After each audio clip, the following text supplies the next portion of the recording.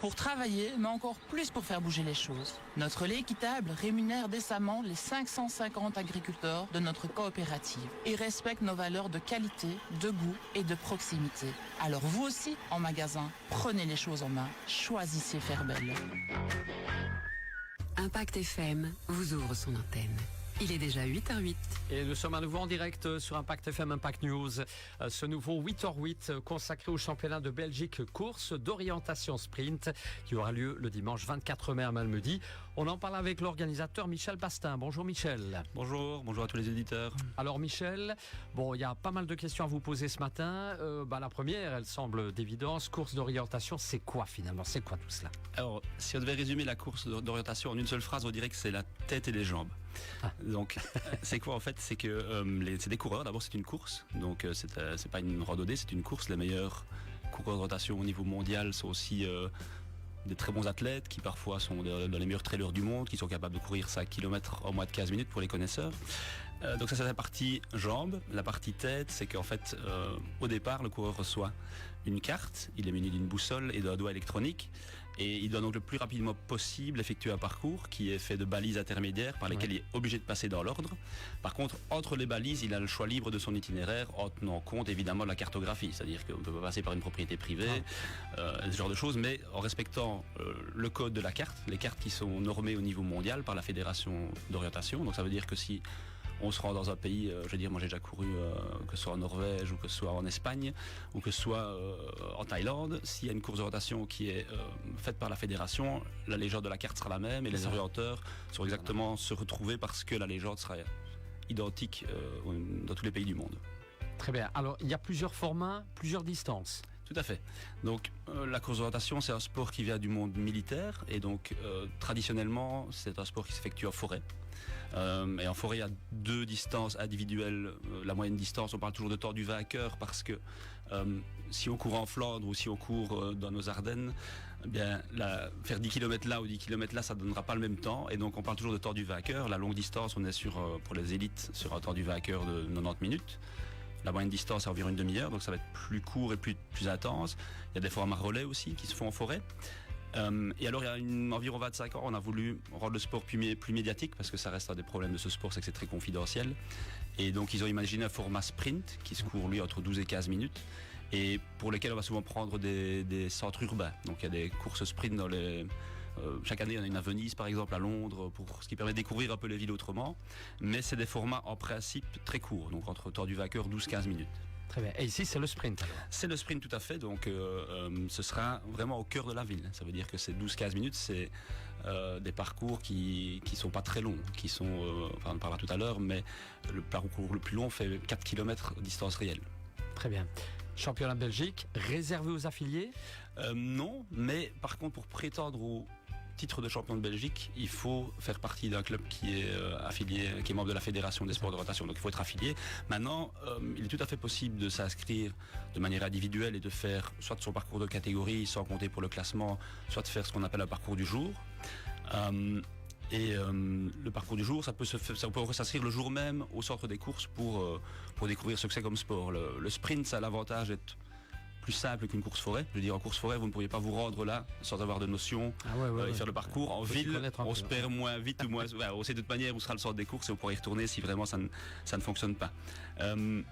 Ce qu'il faut dire aussi, c'est qu'en plus du sprint, on organise après la course une rotation photo qui là se fait par contre en se promenant et qui a mis en place avec le syndicat d'initiative et qui permettra de découvrir la ville de Malmedy et des poids historiques de la ville de Malmedy, tout en ayant une carte de rotation et en ayant un petit quiz à remplir. Oui, c'est sympa. Ouais. Ça se fera, et ça, c'est une initiative qui se fera après le championnat, mais qui sera aussi pérennisée par le syndicat après pour les touristes notamment. Très bien.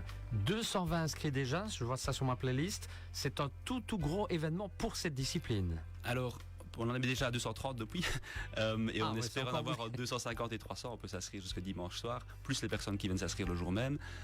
On est dans la norme en fait. Le sprint, 250 à 300 personnes pour le championnat de Belgique, c'est l'ordre de grandeur normale. En forêt, on attire plus de gens parce que les puristes préfèrent la forêt quand même toujours, qui est le sport traditionnel. Mais ça reste un nombre tout à fait correct et on espère arriver à 250-300 au total. Oui. Différentes catégories, hommes, dames, jeunes, je suppose. Alors, il y a beaucoup de catégories et beaucoup de parcours, parce que la course d'orientation, c'est un sport qui peut se faire de 7 à 90 ans. Donc on a 3 participants dans la catégorie hommes 85 pour donner une... Chapeau. Hein. Ouais. Et aussi les jeunes chapeaux aussi, parce qu'ils arrivent déjà à s'orienter seuls, parfois à 8 ans. Donc ils peuvent être accompagnés, mais il y en a aussi déjà qui par expérience à 8 ans se débrouillent seuls avec une carte et une boussole et vont seuls, que ce soit en forêt ou en ville. Mais les parcours sont bien sûr adaptés suivant l'âge des participants, c'est-à-dire que tant au niveau de la distance, les plus jeunes et les plus âgés, ils vont faire plus ou moins 1,5 km, mais avec déjà plus de 10 balises. Et les élites, ils auront 3 km 800 avec 29 balises à faire.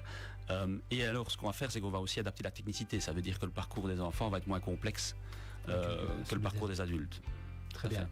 Discipline, on l'a compris depuis quelques instants, qui allie endurance, course, marche par exemple, mais orientation aussi et surtout lecture de cartes. Hein.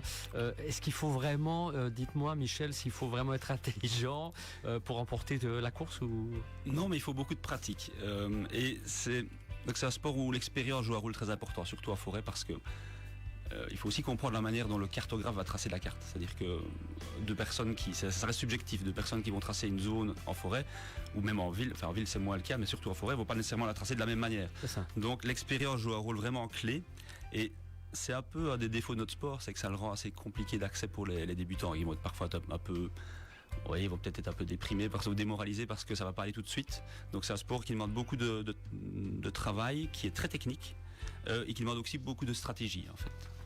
Ok. Il y a des points de passage obligatoires sur le parcours pour des pointages, je suppose. C'est ça. Hein. Donc, comme je disais, il y a des balises. Il y aura, suivant les parcours, entre 14 et 29 balises à parcourir dans l'ordre. Ça veut dire que dans la ville de Malmedy, il y aura environ 55 balises au total, parce que on a 12 parcours différents suivant, comme je disais, l'âge, la distance. Et donc, il ne faudra pas s'étonner, je le dis aux gens, de voir à certains points de passage, ça peut être des carrefours, ça peut être un coin de bâtiment, ça peut être un monument, des balises qui sont matérialisées par un carré orange et blanc, avec un petit boîtier électronique dessus, parce que tout le pointage se fait de manière électronique, avec un doigt électronique. Il faut simplement passer à moins de 30 cm de la balise, donc on peut passer en courant à côté, et le doigt va biper et devenir lumineux, ce qui permet de savoir qu'on a pointé la balise, mais aussi, il faut aussi pointer le bon numéro. Ça veut dire qu'il y a plusieurs balises qu'on verra qui ne sont pas nécessairement les nôtres.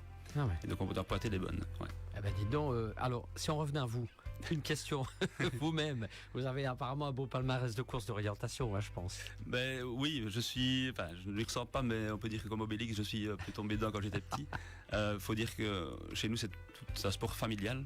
Aussi, l'orientation en général, ça se fait souvent en famille parce qu'il y a des parcours adaptés à toutes les personnes de la famille.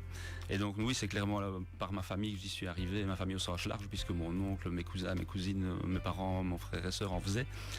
Et donc oui, j'ai commencé l'orientation à 7 ans. Et j'ai jamais arrêté. Et je ne pense pas que, tant que je le pourrais, je crois que je continuerai. C'est vraiment une passion, oui. J'ai fait partie de l'équipe nationale belge pendant une bonne dizaine d'années. J'étais champion de Belgique en élite. Bien. J'ai fait deux championnats du monde aussi, avec des belles expériences. Il faut savoir que malgré que ce soit un sport confidentiel, dans certains pays, c'est un sport national, comme dans les pays scandinaves. Donc on est filmé en forêt, il y a des transmissions télé en direct. Vous êtes une star, alors. Non, je ne suis pas une star.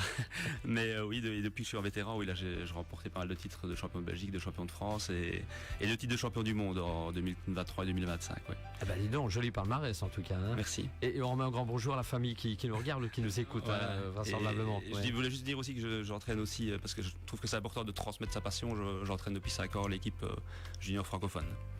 Donc on les prépare pour les championnats du monde junior et la Coupe d'Europe des jeunes. Alors de nouveau pour la pratique, ça va se dérouler comment ce championnat de Belgique? Alors oui, ça c'est important. Donc parce qu'il y a aussi des aspects logistiques pour que les gens de la région soient au courant de comment ça va se passer. Donc le parking il sera à Malmedy Expo. Et à proximité de Malmedy Expo, il y aura aussi le départ. L'arrivée, tout le centre des courses, ce sera en plein cœur de la ville, puisqu'on a le site de l'ancienne unique qui nous a été mis à disposition par la commune, qu'on remercie d'ailleurs pour toute la communication, toute la collaboration qui se passe très très bien.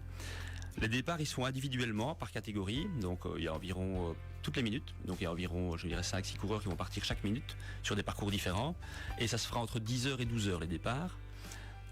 Et donc les personnes intéressées de découvrir ce sport en action peuvent tout à fait, toute la ville est accessible à pied. Par contre, elle ne le sera pas en voiture puisque la ville sera fermée entre 9h30 et 12h30 pour l'événement. Et au niveau du quartier du Pouhon, la circulation sera en tout cas ralentie parce que là aussi la course aura lieu dans le quartier du Pouhon et dans le centre historique de la ville.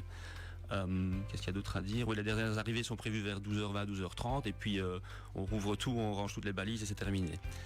Voilà. Et oui, alors peut-être ce qu'il faut dire aussi, c'est que pour les personnes, donc les personnes qui ne font pas la course peuvent se promener librement en ville, mais les coureurs, eux, par contre, pour eux, la ville est sous embargo. Ça veut dire qu'ils ne peuvent pas rentrer en ville pour courir, parce que sinon ils pourraient voir les balises à l'avance. Et donc du parking à l'arrivée, ils vont aller par le Ravel, par un circuit balisé, pour justement ne pas passer par le centre-ville et déjà avoir des informations sur le parcours. Parcours tenue secret. Parcours tenue secret, tout à fait, c'est vraiment important. Donc tant la carte qui a été tracée par l'occasion, on a la chance d'avoir un cartographe, Freddy Henkes, dans notre club qui trace les cartes aux normes de la fédération. C'est vraiment une chance qu'on a de l'avoir dans le club. Donc tant la carte que les parcours sont secrets et le coureur ne découvre son parcours qu'au moment du bip du départ. Ah oui. Oui. Alors pour ce parcours justement, on y reste. Bon, notre région est réputée pour ses parcours de trail. Il y aura aussi quelques belles montées justement au programme. Alors pas du tout. Ah bon. Ouais, justement pas du tout. Parce que je dis mince pour moi, pour les autres, c'est très comique. Parce qu'en fait, déjà on a que 12 à 15 minutes à disposition, donc ça va très vite. On avait imaginé à un moment donné peut-être passer dans la montagne du Calvaire, mais ça va prendre beaucoup de temps finalement, de temps de parcours, et ça a peu d'intérêt techniquement de faire une partie dans le Calvaire pour un parcours de sprint. Donc on reste vraiment dans l'hypercentre et ça tourne un peu dans tous les sens. Ce qui est le but, c'est de proposer des bons choix de cheminement. C'est ça qui va faire la différence en fait, c'est qu'en deux balises, on va pouvoir passer à gauche ou à droite ou voire revenir en arrière pour trouver l'itinéraire le plus rapide. Et il y aura notamment aussi des barrières, ce qu'on appelle des barrières artificielles. Ça veut dire qu'il y a des routes où il y aura une barrière nadar qui permettra qui sera interdite aux coureurs en fait, qui va complexifier son itinéraire, et ce qui permet aussi de ne pas pouvoir trop s'entraîner en amont, parce qu'il faut savoir que les orienteurs, quand ils savent que c'est à Malmedy, ils vont aller voir sur Google Maps, ils vont essayer de faire des simulations de cheminement, de voir à quoi la ville ressemble. Et donc en mettant des barrières artificielles, on rend la tâche plus complexe puisqu'ils ne savent pas évidemment à l'avance où elles peuvent se trouver. Imaginez comment ça se passe.